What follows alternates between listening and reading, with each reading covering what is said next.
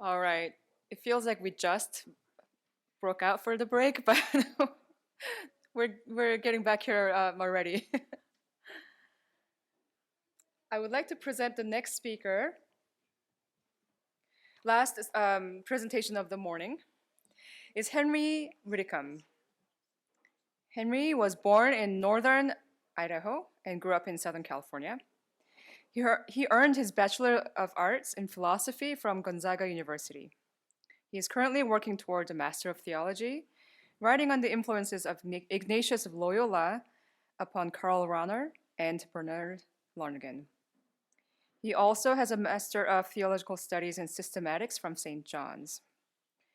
In the fall, he will start a PhD program in theology at Boston College, focusing on sacramental theology and the work of Bernard Lonergan.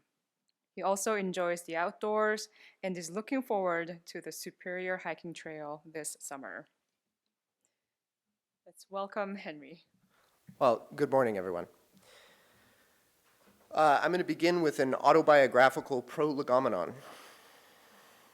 All scholarship is autobiographical, or so I have heard it said. I take the basic point to be that the investigation that a given scholar undertakes is frequently, if not always, something that emerges from the experiences of their life. In the case of this presentation, that is indeed true. Thank you, Emily, for causing me to think on my childhood in your presentation. My first theological experiences, fides, quaerens, intellectum, occurred as a young boy, serving at the foot of the altar. Initially, I just wanted to get it right, but eventually I began to desire to know what we were doing, why we were doing it, and what it meant to do that. I was seeking to understand the mystery I was praising and the fashion in which we did it. Additionally, this presentation has the character of a sketch or outline of the topic at hand because it is a gesture at the areas that I believe are relevant to doing liturgical and sacramental theology in a Lonerganian mode. Thus, it is not fully fleshed out, but an opening onto certain fields of inquiry to kickstart a conversation and inspire inquiry along the lines it sets out. So in that fashion, it's a kind of reflection on my own experience of liturgy and sacraments, and also the basis of a trajectory into the field formatted in such a way that it threads the needle between, a now defunct medieval synthesis and a contemporary postmodern sacramental theologies. It is an attempt, per the title of this presentation, VETERA NOVIS AVGERE et PERFICERE, to augment and perfect the old by means of the new. That's from Leo XIII's papal encyclical on Thomism as a core of Catholic theology. And it takes as its inspiration this line from a Festschrift for Bob Doran that Charles Heffling writes: "To work out an account of the sacraments derived from Lonergan's Christology would be a project well worth the enormous effort that undertaking it would call for." Now for the presentation. Louis-Marie Chauvet writes that one cannot produce something new without having ruminated for a long time and assimilated the old. The cultural mutations in which we are living compel us to produce the new from the old. The result is not a better theology, the result is another theology, connected with this profound cultural difference, which, however, unites us to Thomas Aquinas as much as it separates us from him. Chauvet's work initiated a profound revolution in sacramental theology, upsetting the neo-scholastic and neo-Thomist synthesis that dominated the theological paradigm, particularly in this case in the realm of worship and sacraments. His storming of the sacramental Bastille, however, did not settle, but only raised the question of another theology of sacraments. The neo-scholastic sacramental paradigm, though fundamentally challenged, nevertheless reigns supreme. As much can be noticed in dicasterial pronouncements that privilege the 13th century theological framework. Thus, the work of establishing a new synthesis remains. Significant aid in that work can come from an unlikely source, the Jesuit philosopher-theologian Bernard Lonergan. Surprise. Thus, this presentation aims to indicate a trajectory for the considerable task of effecting a novel sacramental synthesis in a Lonerganian mode. While Lonergan did not do any work on sacraments per se, there are a few aspects of Lonergan's work relevant to a reconceived sacramental paradigm. First, in his earlier Christological work, he presents the Incarnation as a mediation of divine friendship. And since the Paschal mystery is whence the sacraments draw their power, this locus is of considerable import. Second, in Method in Theology, he posits that theology mediates between a cultural matrix and the significance and role of a religion in that matrix. And furthermore, he distinguishes between classicist and empirical notions of culture, the latter of which is crucial for thinking through sacraments and liturgy in a culturally minded way. Additionally, sacramental theology, which inquires into human activities oriented toward divine ends, is well suited by an anthropological theology that begins with the human person transcending themselves to know the world, and beyond that, God. However, our focus today will be on Lonergan's ideas of historical mindedness and empirical culture, and on his Christology as applied to sacramental questions. If you want to know about theological anthropology, you can come to my thesis defense on Monday. Additionally, there is the practical exigence that demands we get clear on questions of liturgy and sacraments, so as to better communicate our activities to ourselves and to others.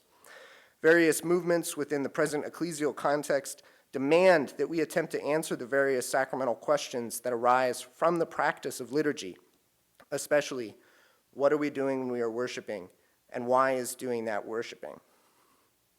To make our entree into the realm of reconceived sacramental theology, this presentation will present 3 points: the problem of sacramental and liturgical theology, the Incarnation as a mediation of divine friendship, and the cultural dimension of liturgy and sacraments. I'll also add a brief excursus on method and metaphysics. I do not intend to dwell at length on what I'm calling the scholastic synthesis, as our attention is focused elsewhere. But first, a few points must be made. So first, it's critical to note that the impetus deriving the scholastic project was the conviction that all knowledge could be organized into a singular cohesive whole of positive doctrines about everything under the sun and many things beyond it. Such an attempt is exemplified in works like Thomas's Summa Theologiae, which is a kind of apotheosis of scholasticism. Such a synthesis was unstable, however, as it relied on an ideal of science that considered knowledge to be of universals and so wholly attainable by a singular mind. This is where the problem enters. Modern science, on the other hand, is of particulars, and to know, really know the entirety of modern science is a task beyond the capacities of any one person, even of any one community of persons. Thus, science becomes a common and contextualized affair, investigation into particulars conducted in a statistical and probabilistic mode by a wide array of persons working on discrete questions. The possibility of a synthetic view holding all things together fades into the far distant past. It remains, however, that we Catholics have staked our claim on Aristotelian science and tied our positive doctrine to that system. Untangling it and articulating a new synthetic paradigm suited to the level of the times is the task of contemporary theology. Thus, in the realm of liturgical and sacramental theology, a few things emerge as critical questions. First, there's the question of method in sacramental theology. Without the structure provided by the scholastic synthesis, nothing currently acts as a control of meaning in contemporary sacramental theology. A possible exception to this is the rites themselves, but those are culturally contingent and so not a basis for science that's applicable in all situations, although not necessarily concerned precisely with universals. That's a point to be discussed. To be sure, this is not to deny the validity of particular investigation into the liturgical rites, but only to note that inquiry into the rites, qua rites, will only answer questions about the rites in question, their basic features and historical development, but not necessarily the operations undergirding their performance. Not necessarily. We can, at present, then either advert to a defunct scientific paradigm to answer questions of liturgical and sacramental meaning, or to the rites in all their local particularity. Neither is, to my mind, adequate for questions such as, what are we doing when we're worshiping? What does it mean to do that? and what are we worshiping when we do that? If we want to avoid sacramental and liturgical theology becoming a kind of common sense eclecticism or merely another form of postmodern edifying discourse, then we must develop some clarity on the methodical basis for theological inquiry in this realm. So this is the method in metaphysics excursus. That's not the aim of this presentation, but it is relevant to questions at hand, and so it would behoove us to briefly consider in what such a methodical basis would consist. Again, as I noted above, the two options for sacramental and liturgical theology are a defunct science of universals and an unmoored discourse of contingent particularities. To thread the gap between the two, retaining the valid insights of both and rejecting all that is false in each, would need what Lonergan calls generalized empirical or transcendental method. In such a method, our considerations must begin with what we can verify and affirm. At a basic level, the only thing immediately verifiable for the human person is our conscious activity, experience, intelligence, judgment, and decision. Not only do we experience the world around us, but we can come to understanding and affirmation of it, and in so doing, determine courses of action. These are psychological facts, given in experience, that we can also experience, understand, and judge, reduplicating the structure upon itself. Therefore, our conscious activity can become a kind of control on all we know and do, unifying that into a cohesive whole from the viewpoint of the authentic subject.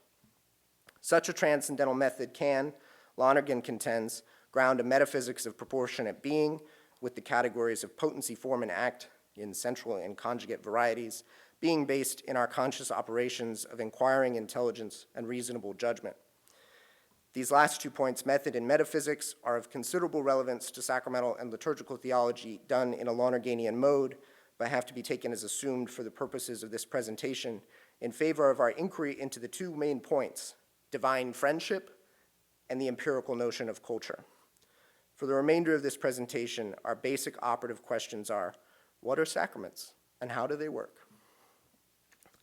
If we are to develop a reconceived sacramental and liturgical theology, then we must begin with a reconceived soteriology, since, according to Thomas, the sacraments derive their effectiveness from the power of the paschal mystery, which, understood in a Lonerganian mode, is a mediation of divine friendship.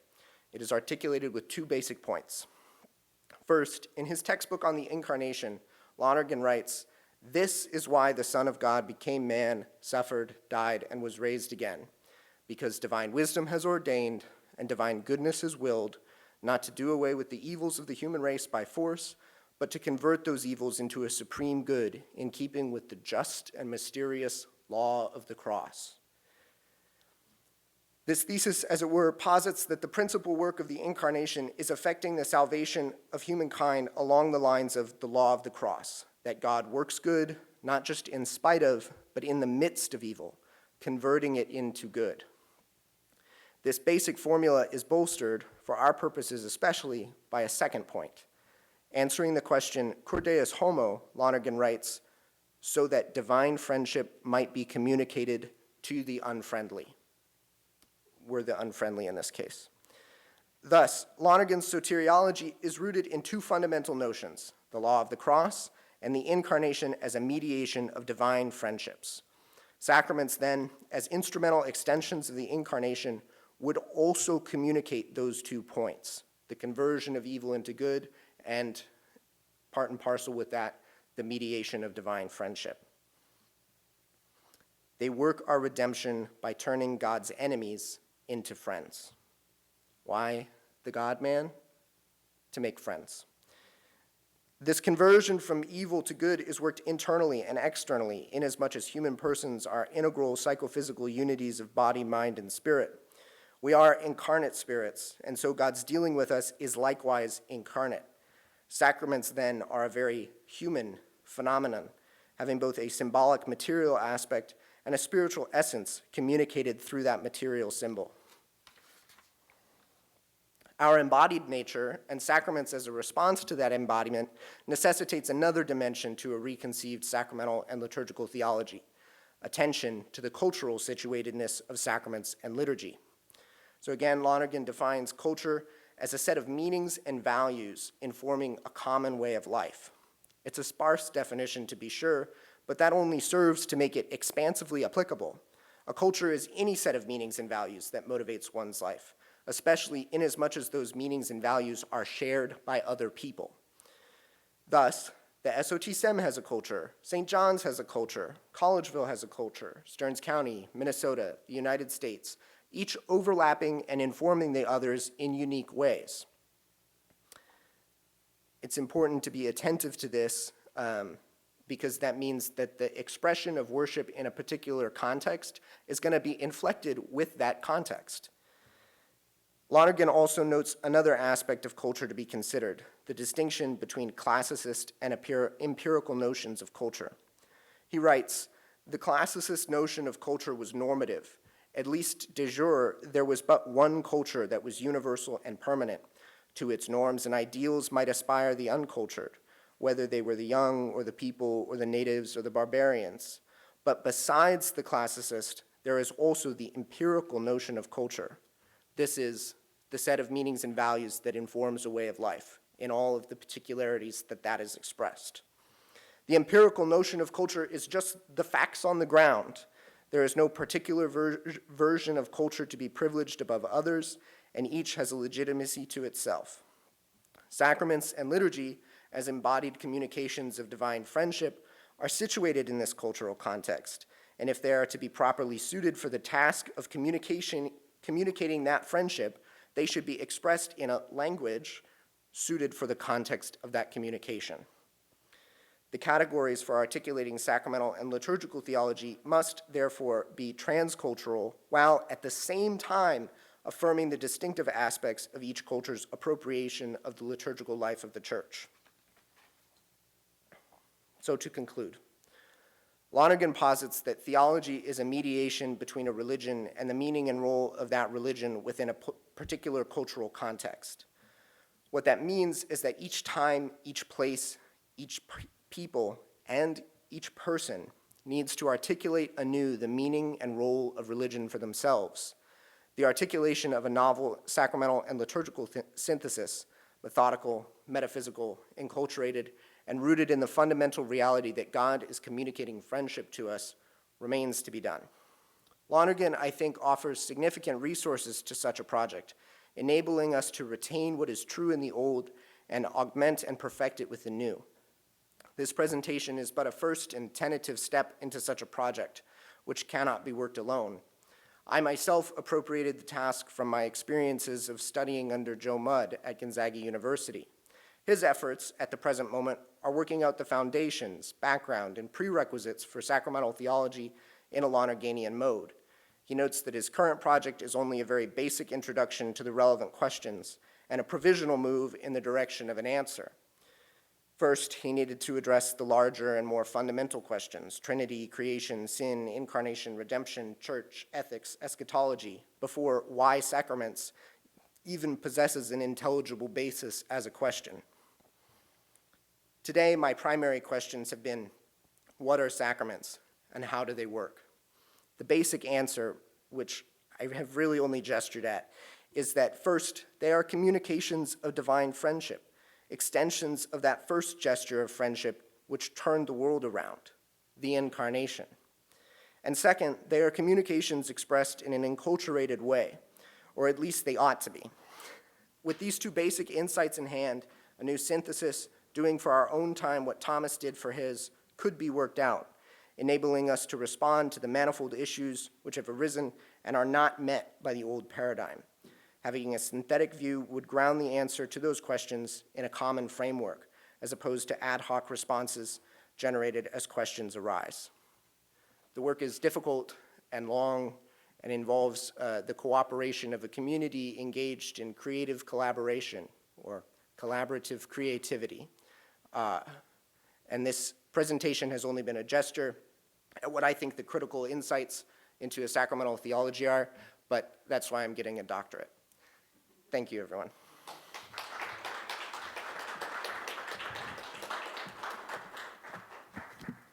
Thank you, Henry. I really appreciated the fact that pointing out that the problem of universal in particular is not only an ecclesiological question, but it's a problem of method in hermeneutics. So thank you for that point. So we'll take questions from the audience. Now we're somewhat on track in terms of time. So any questions for Henry?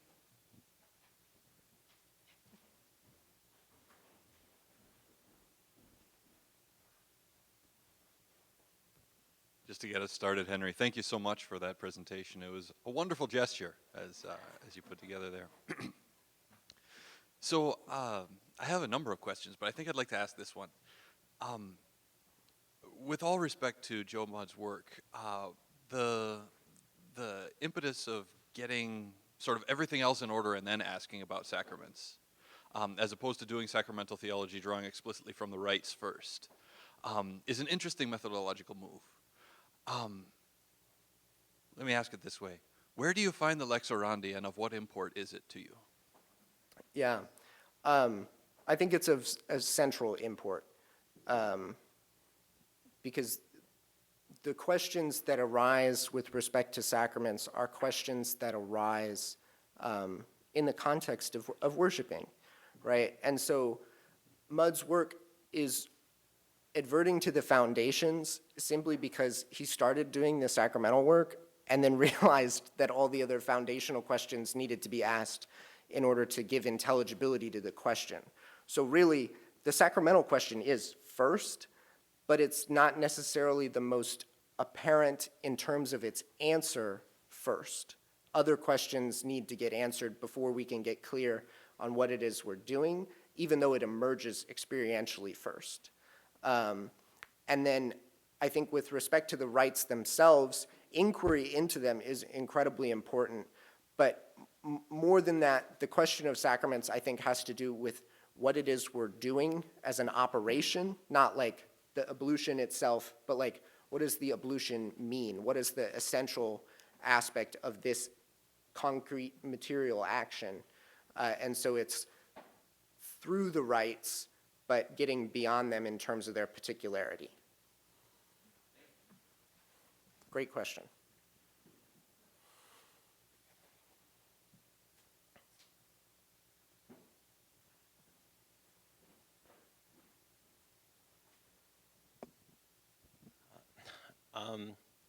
In light of what you've said, thinking about culture and sacraments, I'm curious because I have a book in mind that what you said brought to mind by William Kavanaugh called Torture in the Eucharist, where he talks about sacrament as the church's response to habeas corpus of where is the body. And so my question is, how does this move within liturgics, sacraments, and culture communicate a sense of justice? Yeah, so it would be my inclination to avoid a kind of didacticism with liturgy. It doesn't force us to be more just. It's something that we have to cooperate with. I think it gives us the tools necessary to bring about a more just society, but the liturgy doesn't do that. It does, but it also doesn't, right? What I mean by that is you can go to Mass and then immediately you can leave and walk past the homeless person on the street, avoid eye contact, and head straight into your expensive brunch. The liturgy has not forced you to justice, but it has told you what's going on there and what your appropriate response in that situation should be. So that would be my answer, is that it presents you with a version of society that is more just than the one that we have, but it doesn't force you to make it real. You have to cooperate with that inclination.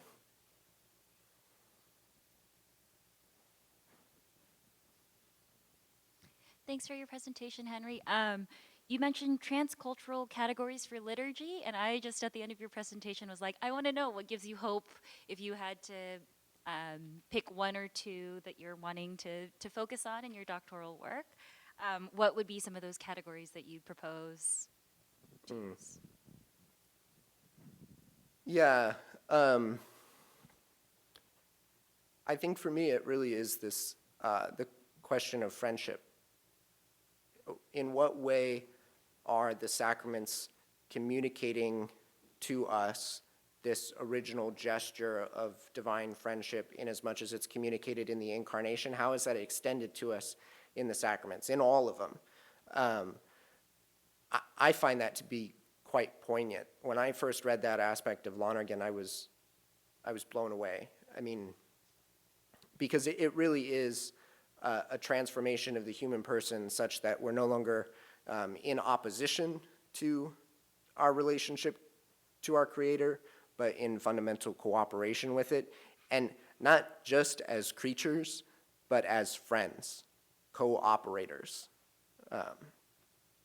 Yeah.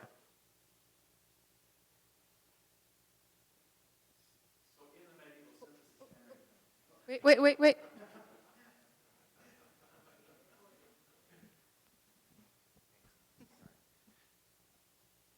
Do you have a sense of where Lonergan draws this language of friendship? Yes. Where's it from? From the medievals. Where? From the medievals, I think. Well, I just want to be right. So the whole notion of friendship is an Aristotelian category that's brought forward by Thomas and rehabilitated in the Summa as the primary mechanism to describe the relationship between God and humankind. So we want to, you want to think about how, I think this isn't maybe as distinctive to Lonergan as we might imagine. No, that's a fair point.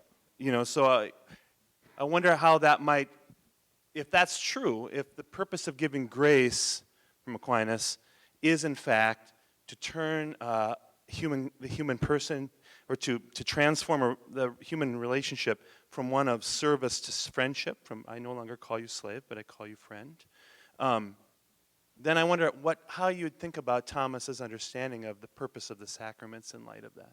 Mm-hmm. Yeah, and the aim is not to, it's not, I think there's a really, there's an important distinction to be made here. It's not saying, my intention is not to say that Thomas was wrong, right? And actually, the thing that I think that Lonergan offers to this is the methodical and metaphysical basis. I think the most interesting points are his carrying forward of the question of friendship and then also the cultural aspects. But the methodical and the metaphysical is the primary transition to be made, because it's a question of whether or not the medieval synthesis considered as science is adequate to our contemporary science. That's the real ticker there. It wasn't that what Thomas said was wrong, it's that what Thomas did was articulate it in the terms of Aristotelian science, and that's what's defunct. Not in terms of absolutely defunct, but relatively with respect to our modern scientific paradigm that Lonergan adapts in different ways.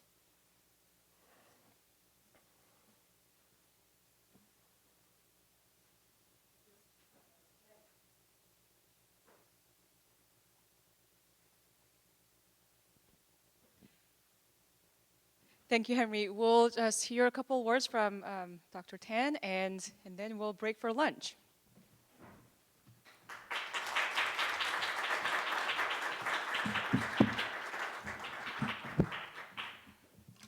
So thank you very much, Henry, for an excellent presentation, an exciting presentation, because I think I like what you're doing about trying to push Lonergan and unpack Lonergan, because so much of what we do about sacramental theology, we are still very Eurocentric. We look at Chauvet and others, and we have not looked at our own North American theologians. I mean, and Lonergan is probably one of the most important 20th century systematic theologian that we have never really truly unpacked. So Lonergan's insight, his method in theology, his functional categories, his notions of understanding our experience, a more movement away from an ontological categories to non-ontological, relational, and experiential categories. And of course, Lonergan's acolytes, folks like the late Don Jalpi, Joe Bracken, or within the Jesuit tradition. And as someone like me who was educated in the Jesuit tradition, I always get very excited when there are folks who are interested, when you study sacramental theology, to look beyond contemporary European theologians to see what we can offer. And so let me just offer some thoughts, about your project. Friendship is a very interesting category. We think of friendship, in many different ways, but friendship is at the heart of the Jesuit experience. So one of the ways to understand friendship is to see the friendship as the very ethos of the Society of Jesus. It was Ignatius and his friends, the company, Societas Jesus, the company of Jesus, the friends. They were not founded as a congregation. They were all friends who gathered together, who decided that we are going to form a group of friends and change the world. And at heart, consciously or unconsciously, it's that very Jesuit perspective, more than Aquinas and everything else. So much so that when Ricci went to China, Matteo Ricci, the first treatise in Chinese he wrote was not some catechism or translation, was a short treatise on friendship, 家有论, right? The starting point is friendship. And so there's something about, that I think it's an important Ignatian Jesuit category of itself that is worth exploring on its own. And the kind of processual relational encounter, I think there's a lot to be said, about sacraments that is less about ontology, what it does, what it transforms. I think what Lonergan reminds us is sacraments is about experience, encountering, and being transformed by an experience. So, and of course, the experience is different, whether it's categories of culture or relationship are just different ways. Lonergan being the empiricist, interested in things like economics, and society and how that shapes. So when you look at the totality of Lonergan's worldview, that's what you see. I think he brings all that, even if he does not fully unpack it in a systematic, ontological way that we see from European theologians, even like folks like Chauvet. So I commend you, I encourage you, and I look forward to reading your doctoral work when it's finished. Thank you.